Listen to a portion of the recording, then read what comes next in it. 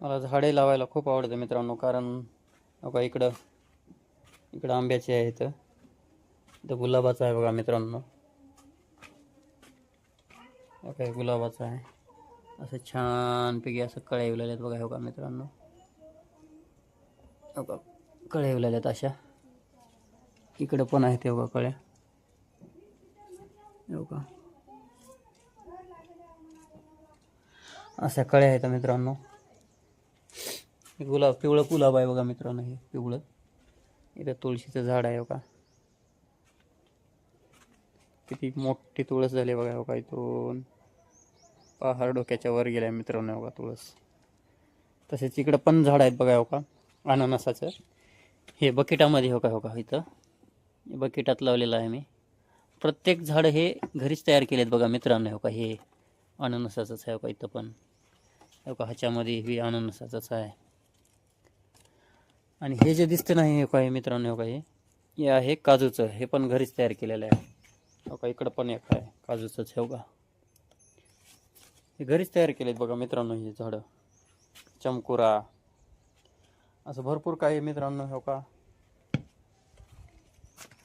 इथे हे अक्कलखाराचं, त्याला काय म्हणतात हे, खोकल्याचं, हे पण केलेलं आहे मित्रांनो.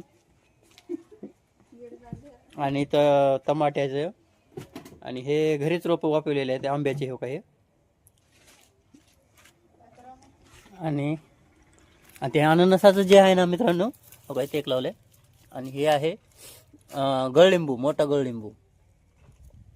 तर बघा हे जे झाड आहे ना, हो का हे असं होतं पहिलं मित्रांनो. हो का असं, त्याला काय केलं मी, हे सगळे फाटे काढून असं बकेटामध्ये घातलं त्याला. हो असं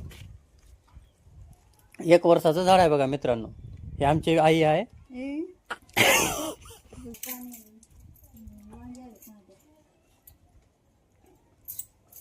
तर झाडाची भरपूर इच्छा लावा वाटते मित्रांनो, पण काय करणार, जागा हो का अशी कमी आहे आमच्यापाशी. इकडे लिंबोणीचं आहे बघा मित्रांनो. हे लिंबोणी तोडणार होते, मी नाही तोडू दिलं. लय मेहनतीने लावलेलं आहे मित्रांनो काय लिंबोणी. अशा प्रकारे मला झाडाचा आनंद आहे बघा. तो भाग मी कट करून मी हे 1 वर्षापूर्वी लावलेला आहे बघा, किती छान आलेला आहे हे. तसेच इथे हे काय, हे मिरचीचं रोप आहे, ते पण एका बकेटामध्ये लावलं आहे. टमाट्याचं. मला झाडे लावायला खूप आवडते मित्रांनो. तुम्हाला आवडते का नाही, ते काय काय आवडते ते तुम्ही कमेंटमध्ये सांगा मित्रांनो. अशा प्रकारे हो काय मित्रांनो, मी अननसाचं झाड लावलेलं आहे रोप. मित्रांनो हे बघू शकता, हे गोकर्णाचं वेल आहे.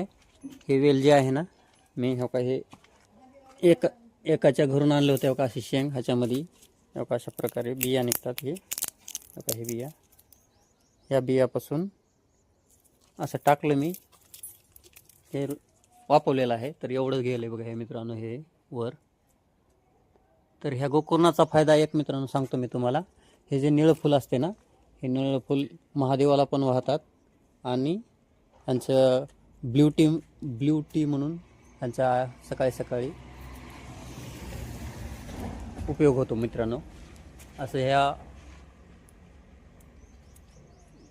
फुलाचं हे महत्त्व आहे बघा मित्रांनो.